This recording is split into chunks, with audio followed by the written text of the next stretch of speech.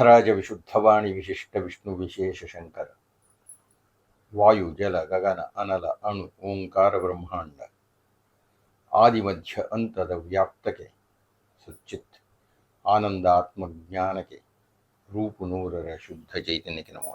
ನಾನು ರಾಜು, ಬೆಂಗಳೂರು. ನನ್ನ ಪ್ರಶ್ನೆ: ತಮ್ಮ ಆರೋಗ್ಯ ತುಂಬ ಚೆನ್ನಾಗಿದೆ. ವಯಸ್ಸಾಗಿದ್ದರೂ ತಾವು ಆರೋಗ್ಯವಾಗಿದ್ದೀರಿ. ಇದರ ಗುಟ್ಟೇನು? ತಂತ್ರ ಮಂತ್ರವೇ ಅಥವಾ ಆಹಾರ ನಿದ್ರಾಹಾರಗಳೇ? ದಯವಿಟ್ಟು ತಿಳಿಸಿ. ರಾಜು ಅವರೇ ನಮಸ್ಕಾರ. ನೀವು ಹೇಳಿದ್ದೀರಿ ನನಗೆ ವಯಸ್ಸಾಗಿದೆ, ನೋಡಿದ್ರೆ ಗೊತ್ತಾಗುತ್ತೆ. ವಯಸ್ಸಾಗಿದ್ದರೂ ಆರೋಗ್ಯವಾಗಿದ್ದೇನೆ. ನೀವು ಅಷ್ಟೇ ಹೇಳಿದ್ರೆ ನಾನು ಉತ್ತರವನ್ನು ಮುಂದುವರಿಸಬೇಕಾಗಿರಲಿಲ್ಲ. ಆಯ್ತಪ್ಪ, ತುಂಬಾ ಕೃತಜ್ಞತೆಗಳು, ನೀವು ಅಷ್ಟೊಂದು ವಿಶ್ವಾಸ ಇಟ್ಟಿದ್ದೀರಿ ನನ್ನಲ್ಲಿ ಅಂತ ಹೇಳಿ ನನ್ನ ಉತ್ತರವನ್ನು ಮುಗಿಸ್ತಾ ಇದ್ದೆ. ಆದರೆ ನೀವು ಪ್ರಶ್ನೆಯನ್ನು ಮುಂದುವರಿಸಿ ಕೇಳಿದ್ದೀರಿ, ಈ ನನ್ನ ಆರೋಗ್ಯದ ಗುಟ್ಟು ಏನು? ಏನು ಮಂತ್ರತಂತ್ರವೇ ಅಥವಾ ಆಹಾರ ನಿದ್ರೆಗಳೇ? ಯಾವುದು ಕಾರಣ, ಯಾವುದು ಅಂತ ಕೇಳಿದ್ದೀರಿ. ಸಾಮಾನ್ಯವಾಗಿ ಯಾರಾದರೂ ಸುಂದರವಾಗಿದ್ದರೆ ನಿಮ್ಮ ಸೌಂದರ್ಯದ ರಹಸ್ಯವೇನು ಅಂತ ಕೇಳ್ತಾರೆ.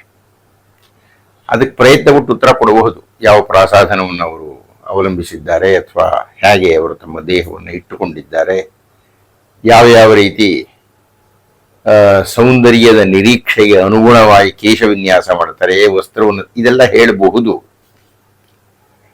ಅಥವಾ ಯಾರನ್ನಾದರೂ ನೀವು ಶ್ರೀಮಂತರಾದಿರಿ, ಬಹಳ ಬಡತನದಲ್ಲಿದ್ದೀರಲ್ಲ ಅಂತ ಕೇಳಿದರೆ ಅವರು ಯಾವ ಸೋಪಾನ ಪಂಕ್ತಿಯನ್ನು ಹತ್ತಿದ್ರು, ಎಷ್ಟು ಕಷ್ಟಪಟ್ಟರು, ಎಷ್ಟು ಸಲ ಸೋತರು, ಯಾವ ಕ್ರಮಗಳನ್ನು ತಗೊಂಡ್ರು, ಈಗ ಹೇಗೆ ಅವರು ಧನಿಕರಾಗಿದ್ದಾರೆ, ಉತ್ತರ ಹೇಳ್ಬೋದು. ಅಥವಾ ಯಾರಾದರೂ ಒಬ್ಬ ಮಹಾನ್ ಸಂಗೀತಗಾರರನ್ನು ಹೇಗ್ರಿ ಸಂಗೀತ ಸಾಧಿಸಿದಿರಿ ಅಂದ್ರೆ ಉತ್ತರ ಹೇಳಬಹುದು. ಆದರೆ ಈ ಆರೋಗ್ಯಕ್ಕೆ ಉತ್ತರ ಹೇಳುವುದು ಕಷ್ಟ. ನಾನು ಪೂರ್ವಜನ್ಮ ಪುನರ್ಜನ್ಮಗಳಲ್ಲಿ ನಂಬಿಕೆಯನ್ನು ಹೊಂದಿರತಕ್ಕಂಥ ಒಬ್ಬ ಹಿಂದೂ. ಆ ಪೂರ್ವಜನ್ಮ ಪುನರ್ಜನ್ಮಗಳನ್ನು ಯಾರು ನಂಬುತ್ತಾರೋ ಅದರ ಅರ್ಥ ಏನಪ್ಪಾ ಅಂದ್ರೆ, ನಾನು ಯಾಕಾಗಿ ಹುಟ್ಟಿದ್ದೇನೆ ಅಂದ್ರೆ ಹಿಂದಿನ ಜನ್ಮಗಳಲ್ಲಿ ಮಾಡಿದ ಪುಣ್ಯ ಪಾಪಗಳನ್ನು ಅನುಭವಿಸಲಿಕ್ಕೆ ಹುಟ್ಟಿದ್ದೇನೆ, ಇದು ಅದರ ಅರ್ಥ. ಹೀಗಾಗಿ ಒಬ್ಬ ವ್ಯಕ್ತಿ ಧನಿಕನಾಗಿದ್ದಾನ, ಬಡವನಾಗಿದ್ದಾನ, ಒಬ್ಬ ವ್ಯಕ್ತಿ ವಿದ್ಯಾವಂತನಾಗಿದ್ದಾನೆಯೋ ಅಥವಾ ಅವಿದ್ಯಾವಂತನಾಗಿದ್ದಾನೆಯೋ, ಒಬ್ಬ ಸ್ಫುರದ್ರೂಪಿಯಾಗಿದ್ದಾನೆಯೋ ವಿಕಾರಿಯಾಗಿದ್ದಾನೆಯೋ, ಅಂಗಸೌಷ್ಠವ ಚೆನ್ನಾಗಿದೆಯೋ ಅಂಗಭಂಗಿತನಾಗಿದ್ದಾನೆಯೋ,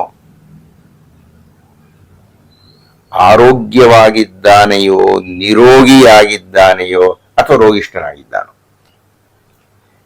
ಇವೆಲ್ಲ ನನ್ನ ಲೆಕ್ಕಾಚಾರದಲ್ಲಿ ಪೂರ್ವ ಜನ್ಮಗಳಲ್ಲಿ ನಾವು ಮಾಡಿರುವ ಪುಣ್ಯ ಪಾಪಗಳ ಫಲಿತ.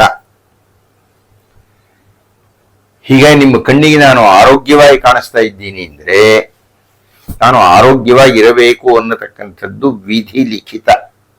ಹಾಗಿದ್ರೆ ಅದು ಕಾರಣ ನಾನು ಆರೋಗ್ಯವಾಗಿದ್ದೇನೆ ಎನ್ನುವುದಕ್ಕೆ ಏನೋ ಪ್ರಯತ್ನ ಪಡ್ತಾ ಇದ್ದೀನಿ ಅನ್ನೋದು ಸುಳ್ಳು. ಮಂತ್ರಗಳು ತಂತ್ರಗಳು ಅದೆಲ್ಲ ಹೇಳಿದ್ದೀರಿ ನೀವು. ನನ್ನ ಧರ್ಮಪತ್ನಿ ಕಲ್ಪನಾ ರಾನಡೆ ಬಹಳ ಬಾರಿ ಒಂದು ಮಾತನ್ನು ಹೇಳಿದ್ದಾರೆ. ನಾನು ಪ್ರತಿನಿತ್ಯ ರುದ್ರಪಾರಾಯಣ ಮಾಡ್ತೇನೆ, ಲಲಿತಾ ಸಹಸ್ರನಾಮ ಪಾರಾಯಣ ಮಾಡ್ತೀನಿ, ಭಗವದ್ಗೀತೆಯ ಅಧ್ಯಯನ ಮಾಡ್ತೀನಿ, ಗಣಪತಿಯ ಮಂತ್ರವನ್ನು ಜಪ ಮಾಡ್ತೀನಿ. ಆಕೆ ಬಹಳ ಬಾರಿ ಹೇಳಿದ್ದಾಳೆ, ನೀನ್ ಹೀಗಿರೋದಕ್ಕೆ ಕಾರಣ ಇದೆಲ್ಲ ನೀನ್ ಮಾಡ್ತಾ ಇರೋದ್ರಿಂದ ಅಂತ. ಅದು ಆಕೆಯ ಅನುಭವದ ನಿರ್ಣಯ. ನನಗದ್ರೊಳಗೆ 100% ನಂಬಿಕೆ ಇದೆ ಅಂತೇನೂ ಇಲ್ಲ. ಹೀಗಾಗಿ ನಾನು ಆರೋಗ್ಯವಾಗಿದ್ದೇನೆಯೋ, ಆರೋಗ್ಯವಾಗಿ ಮಾತನಾಡ್ತಾ ಇದ್ದೇನೆಯೋ, ನಿಮ್ಮ ಮೆಚ್ಚುಗೆಯನ್ನು ಗಳಿಸಿದ್ದೇನೆಯೋ, ಇದು ಎಲ್ಲದಕ್ಕೂ ನಾನು ಹೇಳತಕ್ಕಂಥದ್ದು ಪೂರ್ವಜನ್ಮದ ಪುಣ್ಯ. ಅದು ಬಿಟ್ರೆ ಆಹಾರದಲ್ಲಿ ಇದೆಲ್ಲ ನಂಗೆ ನಂಬೋಕ್ಕಾಗಲ್ಲ. ಯಾಕೆ ಅಂದ್ರೆ ಮಿತಿ ಇಲ್ಲವೇ ಆಹಾರ ತಿನ್ನತಕ್ಕಂಥವ್ರು, ಮಾದಕ ಪೇಯಗಳನ್ನು ಸ್ವೀಕಾರ ಮಾಡತಕ್ಕಂಥವ್ರು, ಧೂಮಪಾನ ಮಾಡತಕ್ಕಂಥವ್ರು, ಹೀಗೆ ಏನೇನೋ ಚಟಗಳನ್ನು ಹೊಂದಿರುವವರು ಒಳ್ಳೆ ಆರೋಗ್ಯವಾಗಿ 80 ವರ್ಷದ ತನಕ ಇರೋದನ್ನು ನಾನು ನೋಡಿದ್ದೇನೆ. ಆದ್ದರಿಂದ ಆಹಾರದ ಮೇಲೆ ಆರೋಗ್ಯ ನಿಂತಿದೆಯಾ ಅವುಗಳ ಬಗ್ಗೆ ಎಲ್ಲ ಖಚಿತವಾಗಿ ನಾನು ಹೇಳಲಿಕ್ಕೆ ಆಗೋದಿಲ್ಲ. ಅದು ಕಾರಣ ಒಂದು ತಾತ್ವಿಕ ವಿಷಯವನ್ನು ಈ ಮೂಲಕ ಉತ್ತರ ಕೊಡೋದಕ್ಕೆ ಈ ಪ್ರಶ್ನೆಯನ್ನು ನಾನು ಆಯ್ಕೆ ಮಾಡಿಕೊಂಡೆ. ಹೀಗಾಗಿ ಯಾವುದೇ ವ್ಯಕ್ತಿ ಶ್ರೀ ಶ್ರೀ ಸಿದ್ಧಗಂಗೆ ಮಹಾಸ್ವಾಮಿಗಳಿದ್ದರು, ಅಥವಾ ಜಿ ವೆಂಕಟಸುಬ್ಬಯ್ಯನವರು ಶತಾಯುಷಿಗಳಾಗಿದ್ದರು, ಅಥವಾ ನಿಟ್ಟೂರು ಶ್ರೀನಿವಾಸರಾಯರಿದ್ದರು, ಇವರೆಲ್ಲ ತುಂಬಾ ಆರೋಗ್ಯವಾಗಿದ್ದರು. ದೇಹದಲ್ಲಿ ಅಷ್ಟು ಬಲ ಏನೂ ಇರಲಿಲ್ಲ. ಆದರೆ 100 ವರ್ಷಗಳಿಗೂ ಮಿಕ್ಕು ಬಾಳಿ ಬಿಟ್ಟರು. ಏನ್ ಮಾಡಿದ್ರು ಅವರು ಆರೋಗ್ಯಕ್ಕಾಗಿಯೇ ಏನಾದರೂ ಮಾಡಿದ್ದಾರೋ ಅಂತಂದ್ರೆ, ವೆಂಕಟಸುಬ್ಬಯ್ಯನವರು ಪ್ರತಿನಿತ್ಯ ಓಡಾಡ್ತಾ ಇದ್ದೆ ಬೆಳಗಿನ ಹೊತ್ತೆದ್ದು ಅನ್ನೋದು ಒಂದು ಹೇಳಿಕೆ ಬಿಟ್ರೆ ಇನ್ನೇನಾದರೂ ಮಾಡಿದ್ದಾರೋ ಅಂತ ಗೊತ್ತಿಲ್ಲ.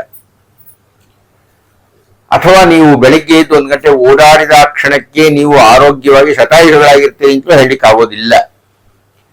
ಅದು ಕಾರಣ ಸನ್ಮಾನ್ಯ ರಾಜು ಅವರೇ, ಅಕಸ್ಮಾತ್ ಯಾವುದಾದ್ರೂ ಒಬ್ಬ ವ್ಯಕ್ತಿ ಆರೋಗ್ಯವಾಗಿದ್ದಾನೆ ಅಂತ ನಿಮಗೆ ಅನ್ನಿಸಿದರೆ ಅದಕ್ಕೆ ಕಾರಣ ಆತನ ಪೂರ್ವ ಜನ್ಮಗಳ ಫಲಿತ ಅಂತ ನಾನು ನಂಬಿದ್ದೇನೆ.